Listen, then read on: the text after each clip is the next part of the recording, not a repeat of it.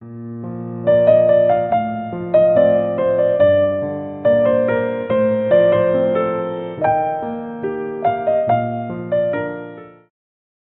예수님, 오늘 우리가 예수님께서 어느 날 느닷없이 제자들을 데리고 가셨는데, 오늘 우리가 이해되지 않는 것은 왜 12제자들을 안 데리고 시몬과 야고보와 요한 세 제자만 데리고 갔을까? 그건 몰라요. 예수님 마음을 어떻게 다 알겠어요. 그런데 우리가 추측건데 입단속하기 위해서 그런 것이 아닌가? 왜? 예수님께서 한적한 곳으로 가셨어요. 사람들이 없는데.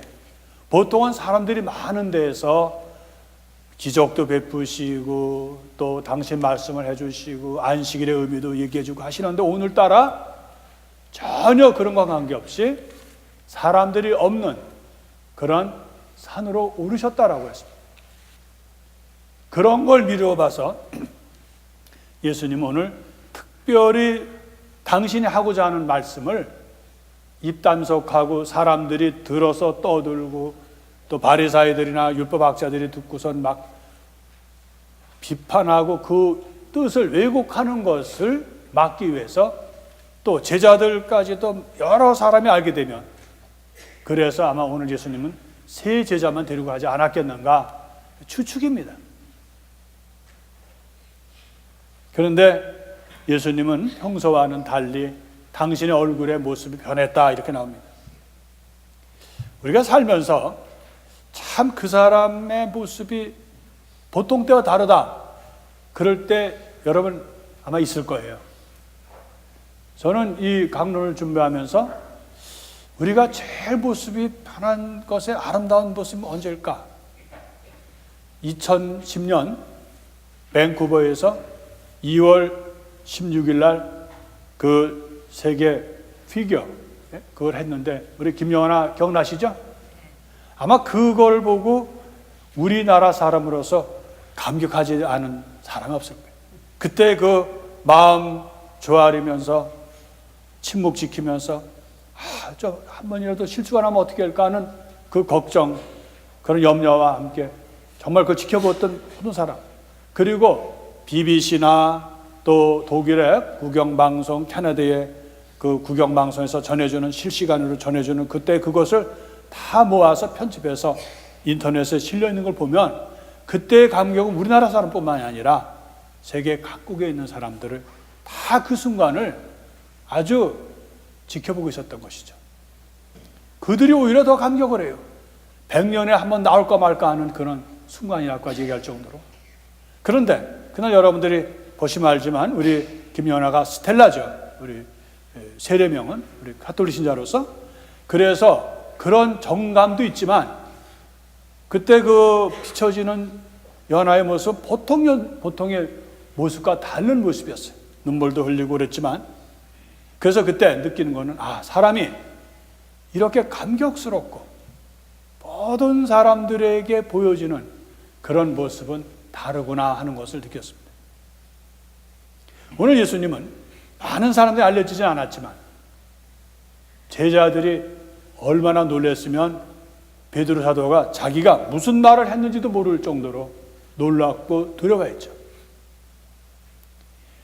구약 성서를 이렇게 쭉 보면 자기의 모습을 변화시킨 게 언제 있을까 보면은 탈출기 34장에 보면요, 모세가 호렙산에 올라갔다가 내려옵니다. 2번이나 올라갔다 내려오죠. 첫 번에 가서 40일을 단식하고 음식도 먹지 않고 하느님을 만나고 하느님과 이런 얘기 저런 해서 하느님과 친구가 됩니다. 그런데 이제 거기서 석판에다 받아온 십계명을 가져 내려와서 보니까 이스라엘 사람들 어떻게 하고 있었어요? 바로 금송아지를 크게 만들어 놓고, 그리고 거기서 먹고 마시고 또 그 우상에다가 또 절하고, 그런 모습이 과간이 아니었던 거예요. 그래서 모세는 그 돌판을 산 밑으로 던지면서 깨트렸죠. 그리고 다시 이제 호렙산으로 올라가서 다시 하느님께 석판을 준비해서 하느님 말씀 받아들이죠. 근데 죄송합니다. 근데 이번에 달라진 거는 모세 얼굴이 빛났다는 거예요. 사람들이 모세를 쳐다볼 수가 없었어요. 그래서 두렵고, 그래서 너울을 해서 그래서 가렸다라는 얘기합니다. 너울을 사람들이 쓸 때는 가리고 다시 하느님께로 나갈 때는 너울을 뽑고 그래서 이야기를 했다 이렇게 나옵니다. 그런데 오늘 마르코 복음사관 같은 내용인데도 좀 다르게 얘기를 하죠. 예수님이 올라가셔서 그래서 엘리야와 모세와 이야기를 했다. 그리고 당신 모습이 어떻게 됐어요? 얼굴뿐만 아니라 옷도 다 평소 입었던 옷이 아니라 어떤 마전장이도 그렇게 하얗게 할 수 없을 그렇게 하얗게 빛났다라고 나옵니다. 왜 그랬을까요? 왜 예수님은 오늘 우리에게 이해 못하는 왜 세 제자만을 데리고 한적한 곳으로 가시고 또 왜 모습을 보여주셨을까요? 그것은 바로 우리가 잘 변하고 실망하기 때문에 그래요. 우리가 하느님을 믿는다고 합니다. 예수님의 부활을 받아들인다고 해요. 그럼 우리가 기뻐야 되잖아요. 우리가 예수님을 믿고 예수님의 그런 부활을 받아들이면 우리가 슬퍼할 이유가 뭐가 있어요? 근데 사람은 바로 그렇게 내가 믿지만 바로 나에게 전개되는 그러한 내가 생활을 해야 되고 아이들을 길러야 되고 또 인간관계를 가져야 되고 그런 속에서 우리가 거기 묻히다 보면 하느님의 그런 현존과 하느님에 대한 사랑과 신앙을 잊어버리게 되고 더군다나 예수님이 부활이 의심스럽게 된다는 거예요. 사람이 죽으면 내 가까운 친구나 또 내 부모나 또 내가 어떤 알고 있는 사람이 죽으면 우리가 기뻐요? 부활에 대한 우리가 희망했으면 기쁘겠어요? 아니죠. 나는 슬픕니다. 그리고 인생이 허무해요. 이렇게 살아야 되는가? 이렇게 늙어야 되는가? 그리고 내가 이제까지 해왔던 일들이 뭔가 해서 우리는 많은 일들에 실망을 합니다. 부활이 있기는 있는 거야. 괜히 이거 만들어내서 사람 현혹시키는 거 아니야? 하느님이 있기는 뭐가 있어? 우리가 그런 의심, 그렇게 실망하지 않는 우리 신앙이 있을까요? 예수님은 제자들이 변할 줄 아시는 거예요. 제자들이 지금은 예수님이 하느님의 아들이다, 메시아다고 이제 간신히 익혔어요.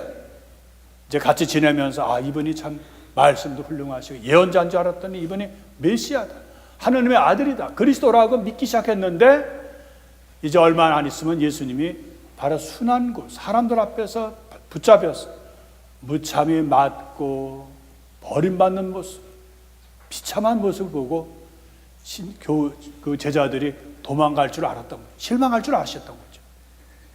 그래서 사람들이 오해하지 않는 한적한 곳에서 잠깐 부활을 보여주신 것이죠. 그렇게 보여주셨는데도 순환이 왔을 때 베드로 어땠습니까? 유다서 어떻게 됐어요? 제자들 어떻게 됐어요? 다 도망갔습니다. 실망했습니다. 실망하지 않는 신앙은 없습니다. 실망하지 않는 부활에 대한 희망은 없습니다. 우리 여기 있는 여러분들 다 제각기 실망합니다. 우리는 사람들에게 실망하고 내가 하는 일들에 실망하고 내가 살아온 일들에 실망을 합니다.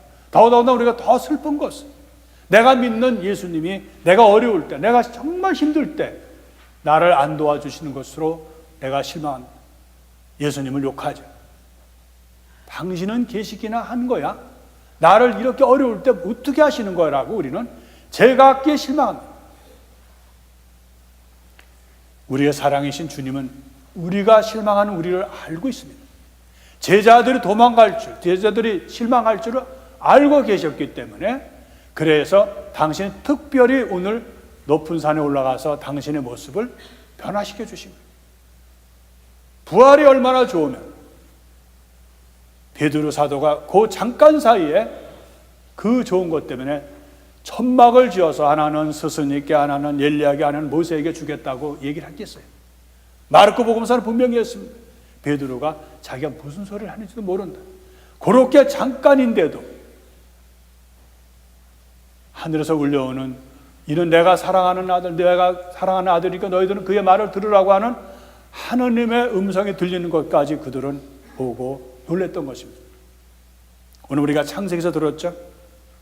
아브라함, 창세기 22장에 아브라함은 하느님께 모든 걸 맡겼습니다. 그리고 아들이 없었어요. 늙은 나이에, 사라가 그렇게 늙은 나이 70이 되고 됐는데도 아들이 없었어요. 어느 날 하느님은 아브라함을 방문해서 내가 너한테 아들을 주겠다. 안 믿었습니다. 왜? 자기 나이가 지금 늙어서 꼬부라지고 사라도 할망구가 됐는데 무슨 아들을 주겠느냐.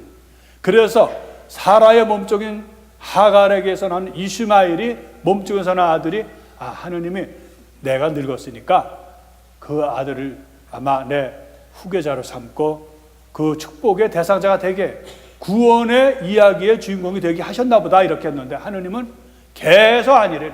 아니야. 내가 너에게 난 아들. 아니 지금 아무 희망도 없는데 뭘 아들을 주시나.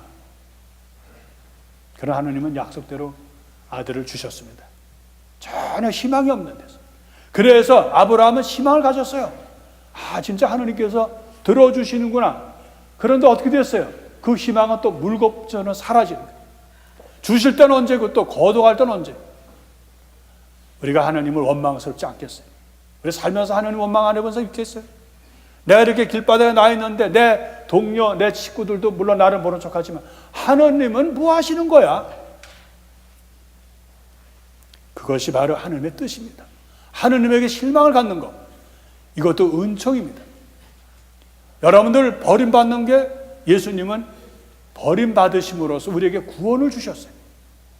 하나님의 아들이시지만 버림받고 하나님의 아들이시면 십자가에 못 박혔다는 이 사실은 우리가 아무리 지성적으로 생각해도 이해할 수가 없는 신비입니다.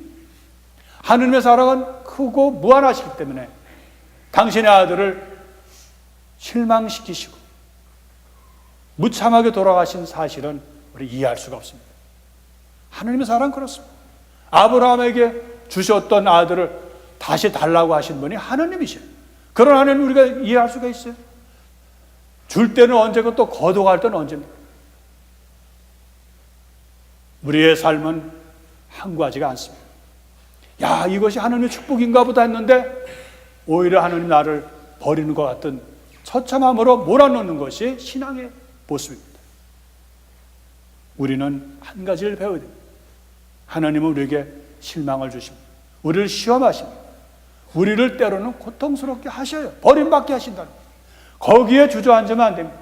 아브라함처럼 설령 하나님을 믿지 못하더라도 하나님 왜 이러시지? 라고 하면서도 아무 말 없이 아들을 데리고 모리아산으로 올라간 그 신앙을 하나님은, 그 믿음을 하나님은 크게 보신 겁니다. 하나님을 믿어야 합니다. 하나님을 믿지 못할 때가 많아요. 부활을 받아들여야 됩니다. 우리가 부활을 못 받아들이고 실망할 때가 많습니다. 이 세상에 허무한 게 너무나 많아요. 그래도 우리에게 한 가지는 그리스도를 잡아야 합니다. 하느님을 잡아야 합니다. 내가 비틀거리고 힘들고 어려워도 하느님을 잡는 그 모습이 그것이 신앙입니다. 오늘 예수님은 바로 휘청거리고 도망갈 수 있는 그 제자들을 보시고 당신의 부활의 모습을 잠깐 보여주신 겁니다. 제자들은 나중에 다 흩어졌어도 그러한 예수님의 그런 모습, 예수님의 그리스도의 모습, 예수님의 부활의 모습을 보고 다시 모였던 것입니다. 우리는 당황해서는 안 됩니다. 하느님을 원망하고 하느님을 의심하고 하느님의 존재를 내가 회의를 갖더라도 걱정하지 마십시오. 하느님은 그것까지도 알고 계십니다. 도망갈 수 있는, 예수님을 모른다고 부인할 수 있는 제자들을, 베드로를 사랑하는 사람을 알았던 겁니다. 오늘 우리 사순절을 지내고 있습니다. 때로 우리가 세상에 묻혀서 하나님을 잊어버리고 인간관계에 실망하고 내가 신앙인으로서 내가 이렇게 되는가라는 순간이 있다 하더라도 우리 실망해서는 안 됩니다. 바로 주님은 그 안에서 나와 함께 바로 십자가를 지고 가시기 때문입니다. 그분은 멀리 계시는 것이 아니라 사람들로부터 버림받고 실망하면서도 우리를 위해서 당신을 내어놓으심을, 우리는 그 사랑을 받아들여야 돼요. 그 사랑을 믿어야 합니다. 흔들거리고 힘들더라도 우리가 굳게 예수님을 믿고 그분의 부활을 희망하도록 합시다. 그분은 다른 사람은 변해도 예수님은 절대로 변하지 않고 약해 빠지고 죄인인 나를 위해서, 당신을 위해서, 당신 자신의 나라를 위해서 나를 구해주시고 십자가에 못 박혔다는 이 큰 사랑을 우리 사순절 때 더욱 묵상하고 더욱 주님의 순환과 죽음과 부활의 희망을 다지도록 합시다.